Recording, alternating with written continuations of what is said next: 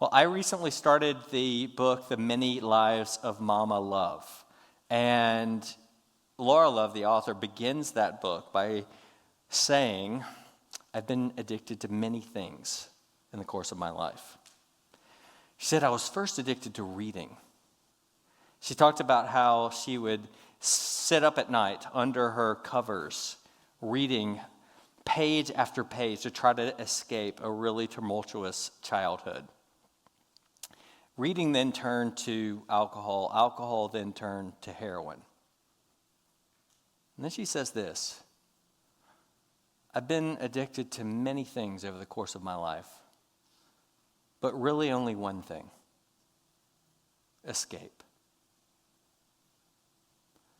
I've been addicted to many things over the course of my life, but really only one thing, escape. Now, you don't have to have been hooked on heroin to relate to that statement. Some of us drink. Others work. Some of us shop. Others scroll. Some of us exercise. Others binge watch. Some of us make checklists that we can punch. And some of us just get really involved in ministry and serve others. I've only been addicted to one thing, escape.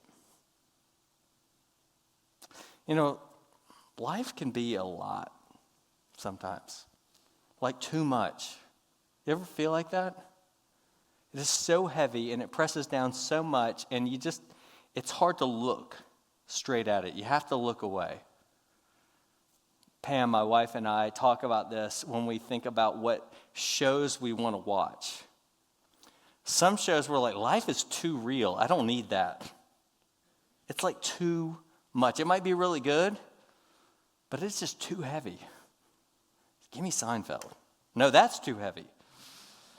It's like a show about nothing, which is like real life.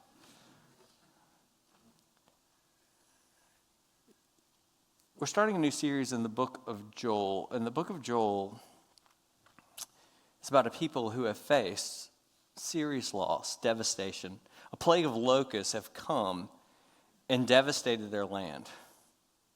And in the midst of this, they are feeling what we often feel when we face the ugliness of life, and that is they are tempted to look away, to deny or to get distracted or something like that. And Joel reminds us that ignoring what is in front of you and pretending that it isn't there, well, that doesn't do us very good.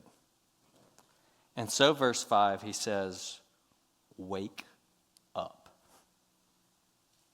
He tells us to wake up to reality. Wake up to the reality of the loss you are experiencing. Look at verse 2, he asks the question to the elders, has such a thing happened in your days or in the days of your fathers? He's asking the elders, the people with institutional memory, with cultural memory, that know the history. And he's saying, have you experienced anything like this? And the rhetorical answer is no. This is unprecedented. Wake up to what is happening around you. And what is happening? Look, verse 4. He says, what the cutting locusts have left, what the swarming locusts have eaten. And what the swarming locusts left, the hopping locust has eaten. And what the hopping locust left, the destroying locust has eaten. Now, I got really into this, and I was like, what are the cutting locusts and the swarming locusts and the hopping locusts? And he doesn't care. That's not the point. His point is that they're experiencing wave on wave of locusts. As soon as one comes and leaves, another one comes on the back end. What he's describing is, if you've ever been surfing or tried to surf, kind of the worst thing about surfing, besides not catching any waves, is what's called getting caught on the inside. Getting caught on the inside is when you're out of position and a wave comes and you can't get around it, and it's just going to take you into an experience. If you've ever sat there and looked at your washing machine and said, what would it be like to be in there? That's what getting caught on the inside is like. And you just get rolled over and over and over again. And then finally, you're like, I'm going to die. And then you come up, and especially when the waves are big, and you catch your breath, And as you catch your breath, you're looking and another one's coming at you. And so then you just breathe really hard, and then you go down again, and then you come up and you catch your breath. And like by the end of this, you're like, and you're like, am I ever going to? And then you get knocked to the shore if you're me. What the people of God has experienced in this is they've gotten caught on the inside. And some of you know what it's like to be caught on the inside in life. You lose your job, and if that wasn't bad enough, then you find out that you've got a really debilitating disease. And if that wasn't enough, and then you call and you find out that one of your kids has experienced a major loss. And if that isn't enough, then you find out that one of your friends has died. And it's just loss on loss on loss on loss. It's just too much. So much. Wave after wave after wave. And in that moment, it is very tempting to want to escape. So, Joel addresses the drunkards in verse 5. The ones reaching for the bottle to numb it. And he says, wake up. Now, when Joel talks about the drunkards here, he's using a word that isn't just talking about the town drunk. So that is kind of on the top level. What he's talking about is those who drink, like any of us. Because he's not just talking about a small group of people that are experiencing this. It is nationwide. Look, he goes to talk about the bride in verse 8, and then the priest in verse 9, and the farmers and the vine dressers in verse 11. And then he says even the land itself is experiencing this devastation in verse 10. Every sphere of life has been touched by this plague. And you think, wait a second, well, if it's so devastating, if it's so clear, then why does he have to keep repeating himself? Why does he have to say, wake up and weep and lament? Why, if it's so obvious, does he have to say these things? Because loss, even really bad loss, it doesn't necessarily make us more honest. Suffering, really bad suffering, doesn't necessarily make us more sober. In fact, sometimes it makes us more evasive. Sometimes it makes us deny more. So what we do is we minimize. It's not that bad. Or we rationalize. Things could be worse. Or we look away. Look on the bright side. Focus on the positive. And I think we do this especially in Christian circles. Because we think that actually to name the reality of the devastation and the loss and the suffering, that to somehow do that is to somehow be a denial of faith. But listen, pretending everything is okay is not what Christian faith looks like. Hope is not pretending everything okay. Christian hope looks directly at the devastation and still trusts God. And this is actually where I think most change begins. By looking at the losses, the devastation, the hurt, the suffering head on. I mean, think about it. If your marriage is perfect, it will never improve. If your family is healthy, it can't grow in health. If your organization is operating well and a well-oiled machine, then it can't improve. If nothing is wrong with your church, then nothing can get better. And if your soul is okay, it will stay that way. That's what Joel is pointing out. But he doesn't merely want us to acknowledge the loss. He actually wants us to learn from it. Look in verse 3. He says, tell your children of it, and let your children tell their children. Because it's not just that he wants us to wake up to the loss. He also wants us to wake up to the lesson. That there's a lesson here. There's something to learn. And what is it? Verse 15. Alas, for the day of the Lord is near. Oh, what is the day of the Lord? The prophets used to talk about this great and awesome day, and it was a day unlike any other when God would come, and he would come to save and to judge and to set things right. For some people, this would be a day of great judgment. For other people, it would be a day of salvation. But for all people, it would be a day when they could no longer deny the situation of the world and the reality of who God is and what he has done. This is the day of the Lord. And Joel says that this locust plague is not the day of the Lord, but it anticipates it. It points to it. It's a foretaste of it. And so as you experience this, you should know that history is moving somewhere, that you are moving somewhere, and that one day, if you think that this devastation has laid everything bare, if you think the locusts have laid everything bare, what do you think it's going to be to stand before the Lord of all the earth, who sees all and knows all of our thoughts, all of our motivations, everything. See, this plague that has come, it's both a warning, but it's also a mercy. It's a mercy insofar as it is a wake-up call that history is moving somewhere, and one day, someday, we will all stand before the judgment seat of God. There will be a great and awesome day when everything is laid bare, when God comes to save and to judge and to set things right. And Joel says, don't you see, it's coming. See, sometimes I think that we can think that God's patience indicates God's absence. It does not. Alas, for the day is coming, the great and awesome day. The day of the Lord is coming. And if the day is near, what should God's people do?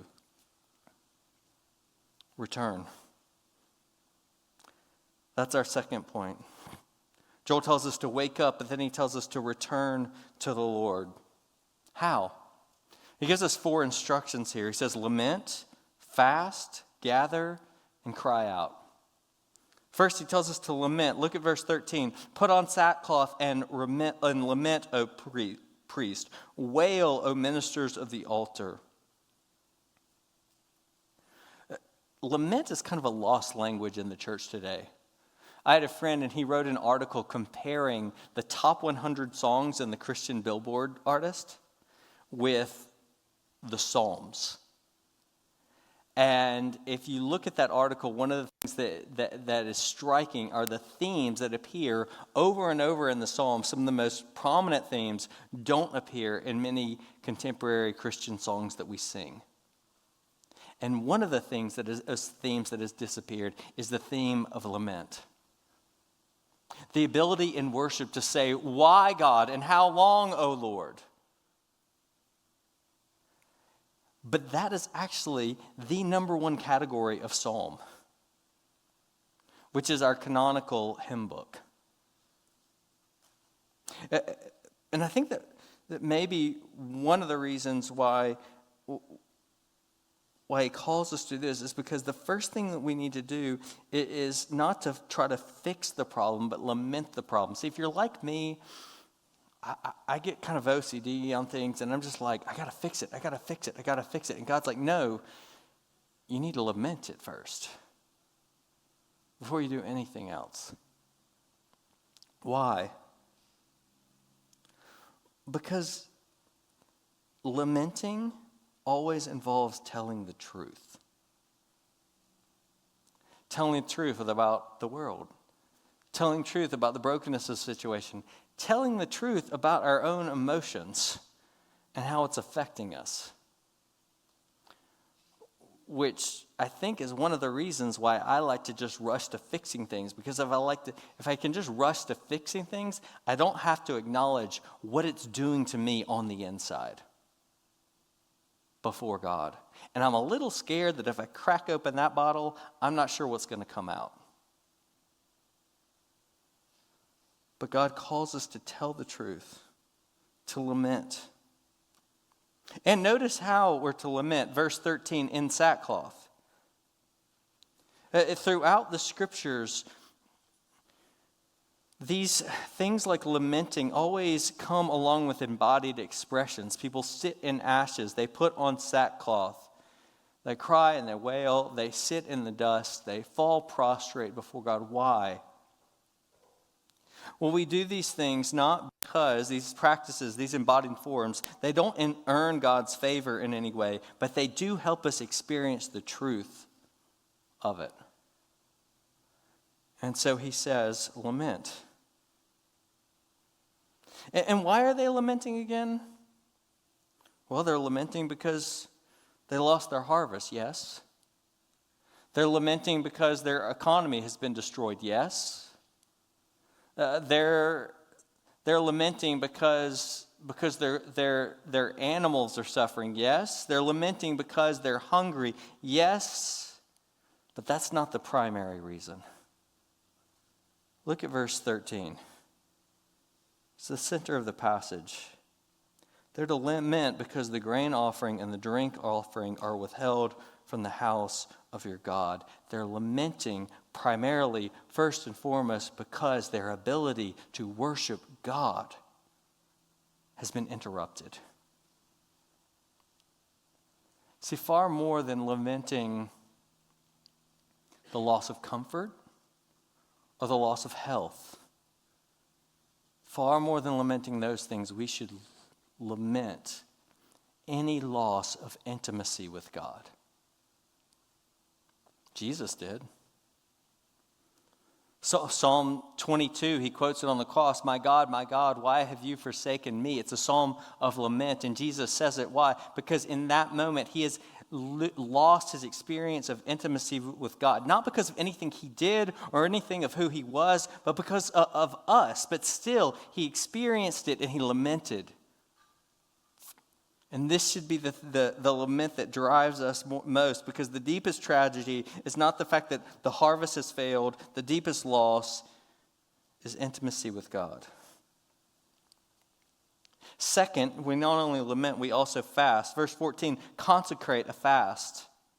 Now again, fasting is probably just as foreign, maybe a little less, but it's pretty close to just as foreign as lamenting. And I think that's because maybe we misunderstand what fasting is all about. Fasting is not about earning God's favor, nor is it about demonstrating our discipline. No, what is fasting about? Well, it's about waking us up. I mean, some of you right now, I'm looking at you and you're falling asleep. You know why you're falling asleep? Because you had food before this. Like you had a big lunch and you're here in the middle of the afternoon and I know that's the reason, and it's not because I'm boring. I know that it's because you ate fried chicken this afternoon and you're sitting there and you cannot stay awake. Because when you eat a big meal, it's very easy to fall asleep and it's very hard to stay awake. But the opposite is also true. If you are hungry, like really hungry, not like a little bit hungry, but really hungry, and you try to go to bed, it is difficult. See, fasting wakes us up. It shocks our body. When we feel our hunger, our body starts to revolt and say, something is wrong. And fasting refuses to let us anesthetize ourselves. And if your body is hungry, then the question is that we are called to ask ourselves is, what about our souls? Jesus said, man shall not live by bread alone, but by every word that comes from the mouth of God. That more than food, we need communion with God. And we fast to remind ourselves of that reality. More than food, Lord, more than food, I need you. But in a world of abundance, it is easy to satisfy every physical appetite while ignoring our deeper appetite, our spiritual one. And so, God says, consecrate a fast. Notice, he doesn't say fast. Do you notice that? And who's he talking to? The priest. Because the priests are those who call a fast for the entire nation. See, he's not just saying you personally, individually fast. He's saying all of you together are to fast. And there are times and places when it is right and good for the people of God to fast together. To have a fast, for have seasons of fast. Because God wants to relate to us not just as individuals, but together, which leads us to our next point. Lament, fast. Third, return to the Lord by gathering. Verse 14, call a solemn assembly. Gather the elders and all the inhabitants of the land to the house of the Lord your God. We return together, which can run against our deepest instincts. Because what happens when we experience loss, are depressed, are suffering? One temptation is that we want to isolate. We want to deal with it on our own. And it's like the worst thing for us. We think that that's what we want, but it's not what we need. And so God says, come together. Worship me together. Follow me together. One of the easiest ways to avoid God is to avoid the place where he has promised to be with his people as they gather together in corporate worship. So he says, call an assembly, gather the elders, all the inhabitants of the land to the house of the Lord your God. And notice when he says to do this, he doesn't say gather once you've recovered. He doesn't say gather because you fixed everything or sorted everything or understood everything. He doesn't say gather because you have your emotions all sorted out through lamenting. No, he says gather now because you're broken, because you're devastated, because you're needy. This is the dynamic of the Christian life. We don't come because we've cleaned ourselves up.